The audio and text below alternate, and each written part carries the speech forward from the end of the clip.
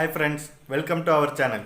நம்ம இன்றைக்கி பார்க்க போகிறது என்னென்னா பானிபூரியை வந்து வீட்டில் செஞ்சு அதை வந்து பானிபூரி உண்டாக்கி அதுக்கு பிறகு நம்ம மசாலா எல்லாம் சரி பண்ணுறதை விட ரெடிமேடில் பானிபூரியே கிடைக்கும். நம்ம வந்து இப்போ ரூம்லாம் செய்கிறதுக்கு, அதாவது இப்போ பேச்சுலர்ஸ் ரூம்லாம் செய்கிறதுக்கு உள்ள ஒரு ஈஸியான உள்ள மெத்தட் என்ன அப்படிங்கிறத இப்போ பார்க்க போகிறோம். அதாவது பானிபூரி வந்து பாக்கெட்டாகவே நமக்கு கிடைக்கும். அதை வாங்கி பானி மசாலா பொடின்னு சொல்லி இருக்குது, அதுவும் வாங்கி அதை வந்து ஈஸியாக செய்கிறது எப்படி அப்படிங்கிறத இப்போ பார்க்க போகிறோம். வாங்க வீடியோக்குள்ளே போகலாம். இப்போ தேவையானது என்னது அப்படின்னு சொல்லி பார்த்தானிக்கு பானிபூரி மசாலா, சாட்டு மசாலா, இது ரெண்டுமே வந்து நமக்கு வந்து ரெடிமேட்லேயே இருக்குது.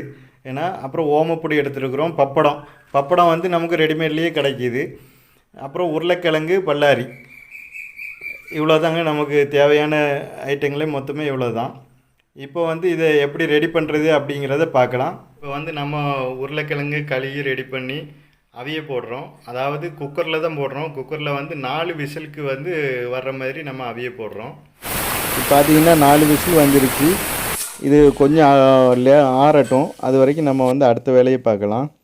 இப்போ வெங்காயத்தை வந்து நம்ம வந்து கட் பண்ணி அதை ரெடி பண்ணலாம். இப்போ நம்ம வந்து இதை சாப்பரில் தான் நம்ம கட் பண்ண போகிறோம்.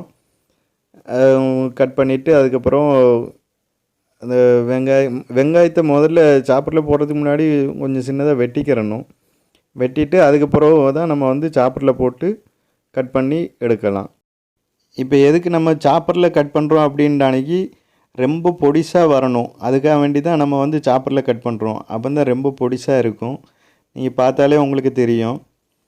அப்போ தான் அதுக்குள்ளே பானிபூரிக்குள்ளே வச்சு சாப்பிட்றதுக்கு நல்லா இருக்கும், பொடிசாக கட் பண்ண அன்றைக்கி. இப்போ நம்ம வந்து கடாயில் எண்ணெயை ஊற்றி அது சூடானதுக்கப்புறம் பானிபூரி பப்படத்தை போட்டு பொரிச்சிக்கிறலாம். பானிபூரி ரெடி ஆகிட்டு இருக்குது.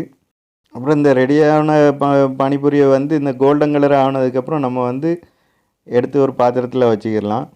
அடுத்தது நம்ம வந்து உருளைக்கிழங்கு ரெடி பண்ணலாம். குக்கர்லேருந்து எடுத்ததுக்கப்புறம் இந்த உருளைக்கிழங்கு நல்ல சூடாகவே இருக்குது. இது கொஞ்சமாவது ஆறுனா தான் அது வந்து உளிக்க முடியும், அந்த தொலியை உளித்து எடுக்க முடியும். நல்ல சூடாகவே இருக்குது.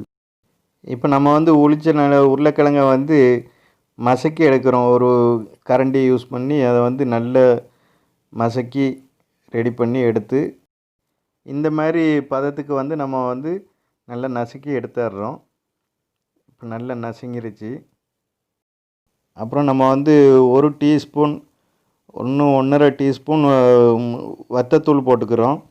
அப்புறம் 1 டீஸ்பூன் உப்பு போட்டுக்கிறோம். அப்புறம் சாட்டு மசாலா வந்து நம்ம வந்து 2 ஸ்பூன் போட்டுக்கலாம். 2 ஸ்பூன் சாட் மசாலா போட்டுக்கலாம். போட்டுட்டு அதை வந்து நல்லா மிக்ஸ் பண்ணுறோம். அதே மாதிரி நல்ல வசக்கி எடுத்து நல்லா மிக்ஸ் பண்ணதுக்கப்புறம் இப்போ வந்து பார்த்திங்கன்னா எல்லாம் நல்லா சேர்ந்துருச்சு, நல்லா மிக்ஸ் ஆகி நல்லா க்ளீன் ஆகிருச்சு. அடுத்தது வந்து நம்ம ஒரு பவுலில் தண்ணி எடுத்துக்கிடலாம். தண்ணி எடுத்து அதில் வந்து ஒரு எலுமிச்சை பழத்தை நல்லா புழிஞ்சிட்டு உப்பு போட்டுக்கிடலாம். 1 டீஸ்பூன் உப்பு போட்டுக்கிடலாம். போட்டுட்டு நம்ம வந்து பானிபூரி மசாலா பொடி இருக்குது இல்லையா, அது 2 ஸ்பூன் போடுறோம். 2 ஸ்பூன் போட்டு நல்லா மிக்ஸ் ஆகிட்டோம்.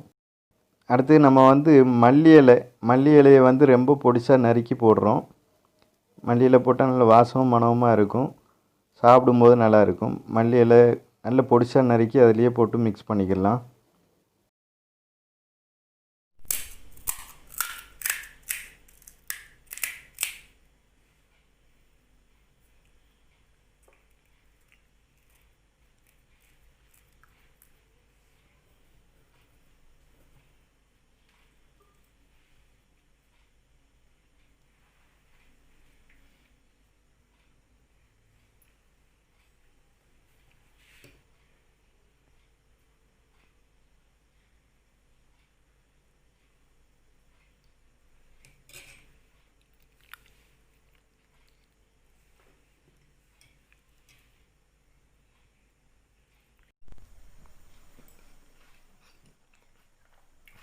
நல்லா வந்திருக்குது.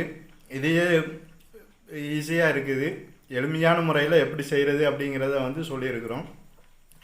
ட்ரை பண்ணி பாருங்கள், நல்லாயிருக்கும். குழந்தைகளுக்கும் ரொம்ப பிடிக்கும்.